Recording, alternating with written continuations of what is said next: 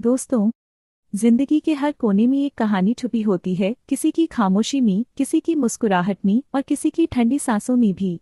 आज जो कहानी आप सुनने जा रहे हो वो सिर्फ एक कहानी नहीं, एक एहसास है, एक सफर है जिसमें आपको अपना ही परिवार, अपनी ही जिंदगी दिख जाएगी। तो चलिए बिना देर किए शुरू करते हैं हमारी आज की कहानी। महंगे टमाटर की चटनी। दीपाली, तुम्हारे पास कुछ पैसे हैं क्या? जी ये लीजिए। अरे नहीं, 500 का नोट नहीं चाहिए बाबा, वो तो मेरे पास भी है, लेकिन मेट्रो में जाने के लिए मेरे पास चेंज नहीं है। ओह अच्छा, ये लीजिए 20 रुपए। 20 रुपए? दीपाली, तुम्हारा ध्यान कहाँ रहता है? तुम्हें कुछ होश भी है? तुम क्या कह रही हो? 50 का नोट देकर उसे 20 का कह रही हो? ओह सॉरी, वो जल्दबाजी में निकल गया। तुम्हारी यही लापरवाही ना किसी दिन तुम्हें नुकसान में डाल देगी। ऐसा कहकर कविश काम पर चला जाता है। कमाल है, इनको तो बस बहाना चाहिए दो बातें सुनाने का। अरे क्या हो गया अगर गलती से 50 के नोट को 20 का बोल दिया। ऐसा कहकर दीपाली भी घर के कामकाज में लग जाती है। कुछ देर बाद दरवाजे की घंटी बजती है। तभी उसकी सास अपनी बहू को आवाज लगाकर कहती है, दीपाली बहू, दूध वाला आया होगा, ये तकिए के नीचे पैसे रखे हैं, उसमें से 2000 उसे दे दे। ठीक है मम्मी जी। लेकिन दीपाली जल्दबाजी में ज्यादा पैसे उठा लेती है और गोपाल यानी कि दूध वाले को देकर आ जाती है। ये लो भैया, और हाँ आजकल ना दूध थोड़ा पतला आ रहा है, अगर कुछ भी घपला किया ना तो पैसे काट लूंगी। अरे मैडम जी, लेकिन वो। हाँ अच्छे से जानती हूँ। अब कहोगे कि इसमें मेरी कोई गलती नहीं है, मैं तो सही से दूध देता हूँ। बस बस बस, अब और बातें नहीं सुननी मुझे। अरे मैडम जी, आजकल ठंड का मौसम आ रहा है, इसीलिए दूध थोड़ा ऐसा आ रहा है, और ये लीजिए आपके पैसे। अरे नहीं मैडम जी, दाम तो वही है, लेकिन आपने मुझे गलती से ज्यादा पैसे दे दिए। 2000 का बिल है, आपने 2500 दे दिए। अच्छा मैं चलता हूँ। लेकिन ये देख, उसकी सास शकुंतला देवी भी उससे कहती है, बहू ये क्या बात हुई, तूने उसे देखकर पैसे नहीं दिए क्या? अरे पैसों को लेकर तू ये लापरवाही करना कब बंद करेगी? ओफो, ये सारा घर तो बस मेरे पीछे ही पड़ा रहता है, जिसे देखो बस सुनाने का मौका ढूंढता रहता है। दीपाली बड़बड़ाते हुए फिर से घर के कामकाज में लग जाती है। फिर एक रोज, कविश बेटा, बड़ा ही अच्छा रिश्ता आया है अपनी गीतांजलि के लिए। मैं तो कहती हूँ कि संडे को ही लड़के वालों को बुला लेते हैं। अगर अपनी गीतांजलि उन्हें पसंद आ गई ना तो गीतांजलि के हाथ पीले हो जाएंगे। वैसे भी इसकी सब सहेलियों के तो हो गए, अब इकलौती यही बची है। हाँ मम्मी, तुम ठीक कहती हो, मैं लड़के वालों से बात करता हूँ। और दीपाली, तुम गीतांजलि के साथ जाकर इसके लिए अच्छा सा सूट दिलवा देना। अरे आप चिंता मत कीजिए, मैं कल ही इसके साथ मार्केट जाकर आती हूँ। हाँ चली जाना, लेकिन गीतांजलि बेटा पैसे तू अपने हाथ से ही देना, नहीं तो अपनी भाभी को तो तू जानती है, वो 2000 वाले सूट के 3000 देकर आ जाएगी। मम्मी जी, अब मैं इतनी भी बेवकूफ नहीं हूँ, अच्छे से गिनकर पैसे दूंगी उसे। लेकिन अगले दिन जब वो बाजार जाने लगती है तो सास पैसे गीतांजलि के हाथ में ही देती है। फिर दोनों ननद भाभी मार्केट शॉपिंग के लिए चली जाती हैं और 3 घंटे बाद शॉपिंग करके घर लौटती हैं। संडे वाले दिन लड़के वाले आते हैं और गीतांजलि को पसंद कर शादी के लिए हाँ कर देते हैं। अब उनकी शादी तय हो जाती है और महीने भर बाद ही शादी की तैयारियां शुरू हो जाती हैं। ऐसे ही शादी को हफ्ता भर बाकी था।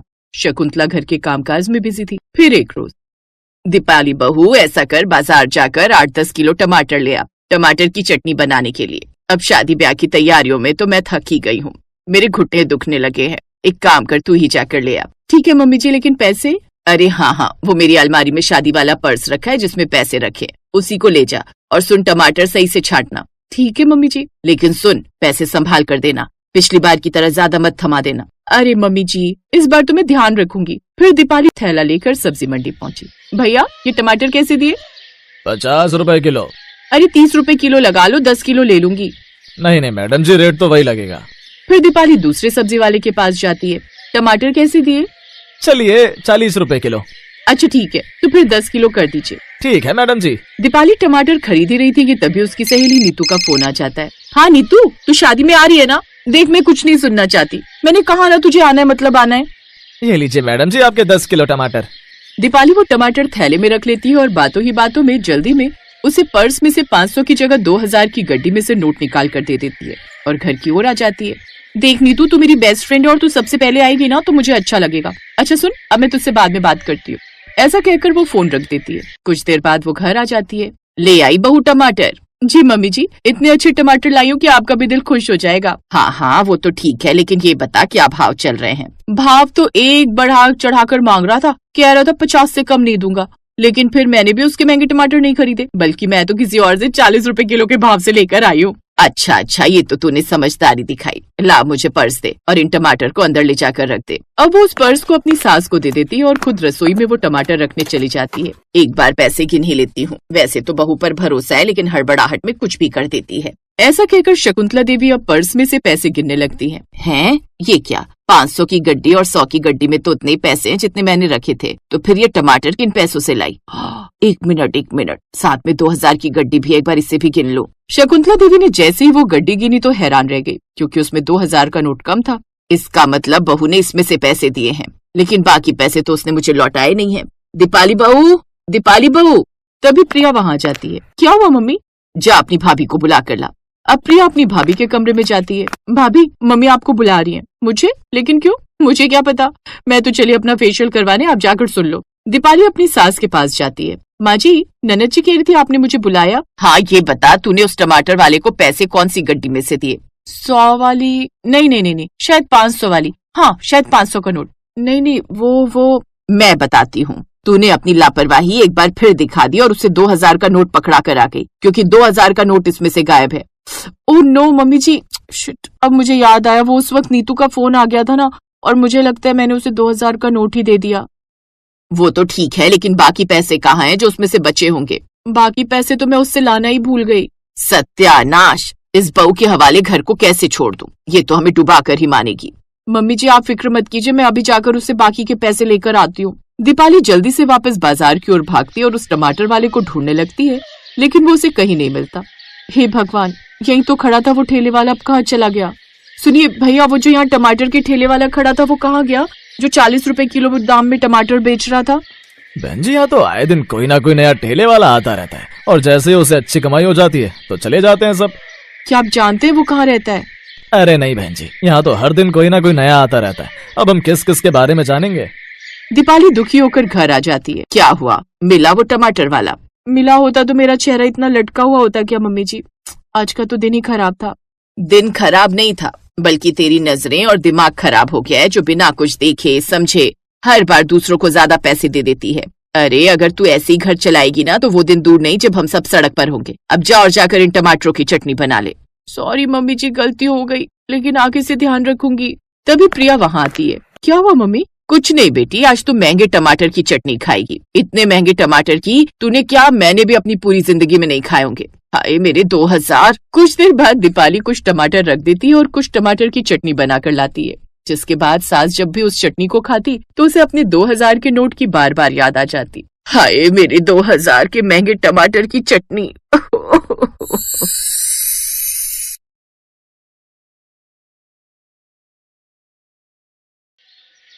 भैया जरा सामान आराम से उतारना, कोई भी चीज टूटनी नहीं चाहिए।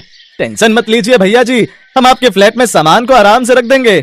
बहुत देर से तेरे हाथ की बढ़िया अदरक वाली चाय का इंतजार कर रही थी। कितना रह गया? सामान सारा ऊपर फ्लैट में रख दिया ना? नमस्ते अंकल जी। नमस्ते बेटा, नए आए हो लगता है। जी अंकल जी, आज ही आया हूँ, बस सामान शिफ्ट कर रहा हूँ। आप भी इस एरिया में रहते हैं क्या?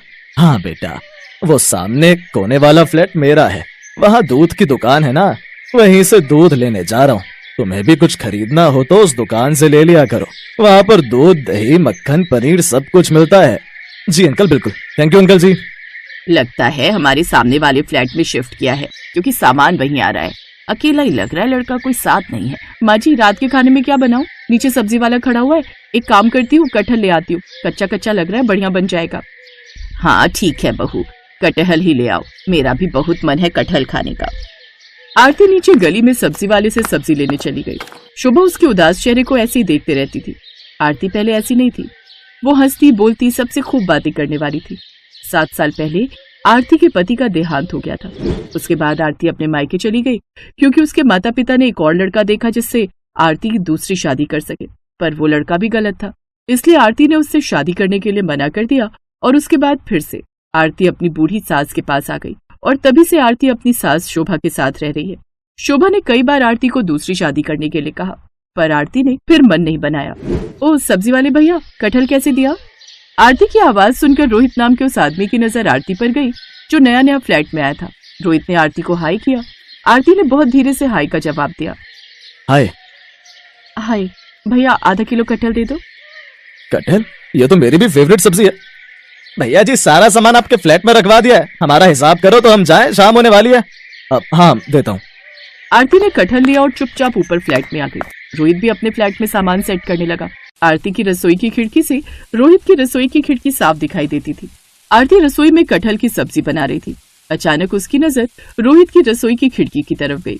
रोहित आटे के डिब्बे को रसोई की ऊपर वाली अलमारी में रख रहा था। अचानक डिब्बे का ढक्कन खुल गया और सारा आटा रोहित के मुंह से लेकर कपड़ों पर गिर गया। रोहित ऐसा लग रहा था मानो कोई आटे में भीगा हुआ भूत हो। ये देखकर आरती अपनी रसोई से जोर से हंसी, मानो पहली बार इतने सालों बाद आरती के चेहरे पर हंसी आई हो। रोहित भी उसकी तरफ स्माइल करके देखने लगा। आरती ने अपनी हंसी को रोका, तभी शोभा आ गई। अरे बहू, हंसना क्यों बंद कर दिया? तुम हंसती हुई बहुत प्यारी लगती हो, ऐसे ही हंसती रहा करो। रोहित बेटा, आरती बता रही है कि तुम्हें कटहल की सब्जी बहुत पसंद है। एक काम करो, तुम बहुत थक गए होगे सामान सेट करने में, आज रात का खाना हमारे घर ही खा लेना। थैंक यू आंटी जी, कटहल की सब्जी का नाम सुनकर तो मेरे से रहा ही नहीं जाएगा। मैं टाइम से पहले आ जाऊंगा। आरती उसे टेढ़ी नजरों से देख रही थी। वो चुप रही। थोड़ी देर बाद रोहित खाना खाने के लिए उनके घर आया। आंटी जी ये फूल आपके लिए। तुम्हें कैसे पता कि मुझे गुलाब के फूल पसंद है? बहुत सुंदर गुलदस्ता है। आओ बेटा बैठो। आरती, रोहित के लिए वो आम का पन्ना ले आओ। आरती ज्यादा बात नहीं कर रही थी। शोभा ने रोहित को आरती के बारे में बताया। बस यही कारण है कि आरती उदास रहती है। मुझे तो इसकी बहुत चिंता होती है। वैसे अपने बारे में कुछ बताओ बेटा।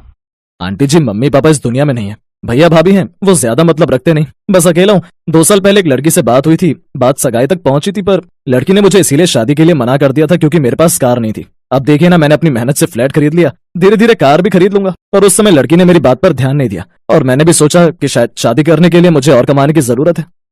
कोई बात नहीं बेटा, समय सब कुछ ठीक कर देता है। तुम मेहनती हो, कोई ना कोई अच्छी लड़की जरूर तुम्हारी जिंदगी में आएगी। अरे और कटहल की सब्जी लो ना बेटा।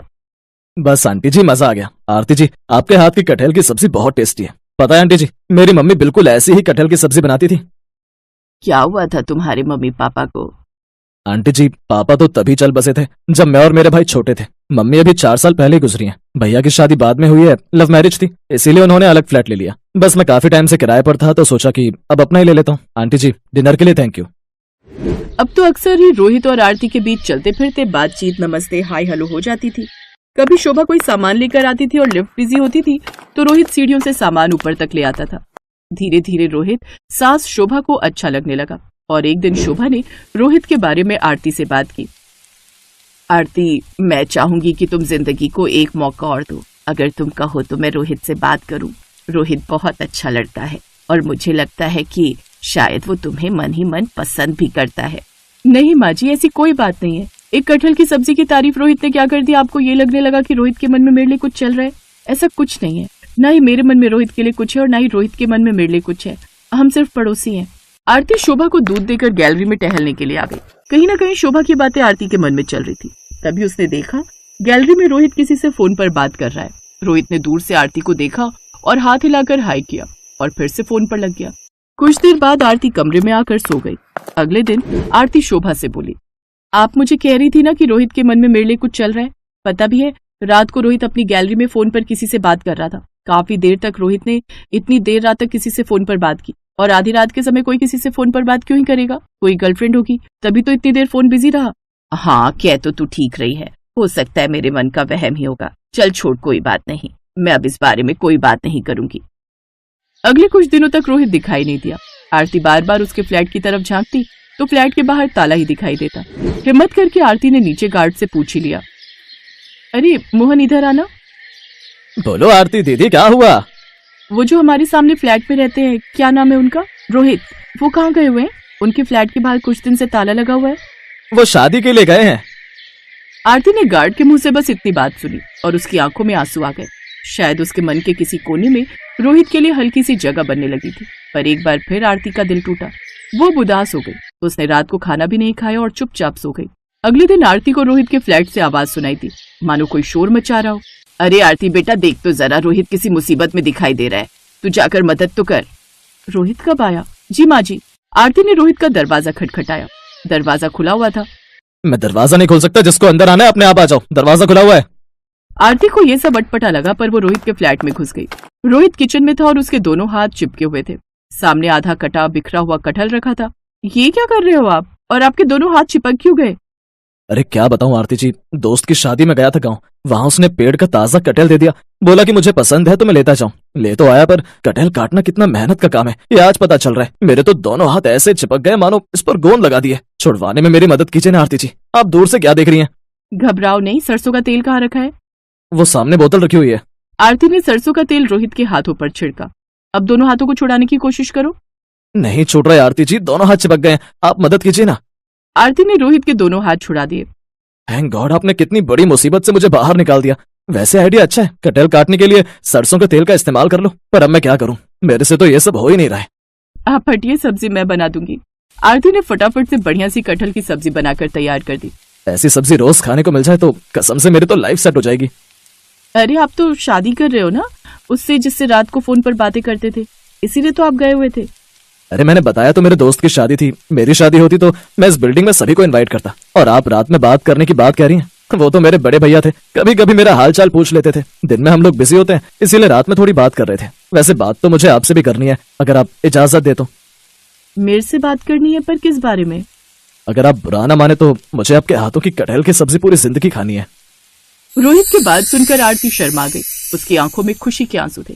शायद मनी मन वो भी रोहित को प्यार करने लगी थी। आरती के साथ शोभा की खुशी का ठिकाना नहीं था, क्योंकि रोहित बहुत अच्छा लड़का था। कुछ दिनों बाद पूरी बिल्डिंग के लोगों के सामने रोहित आरती के साथ सगाई करता है। और फिर कुछ दिनों बाद रोहित के किचन में बढ़िया सी कटहल की सब्जी बन रही थी, जो उसकी पत्नी आरती बना रही थी।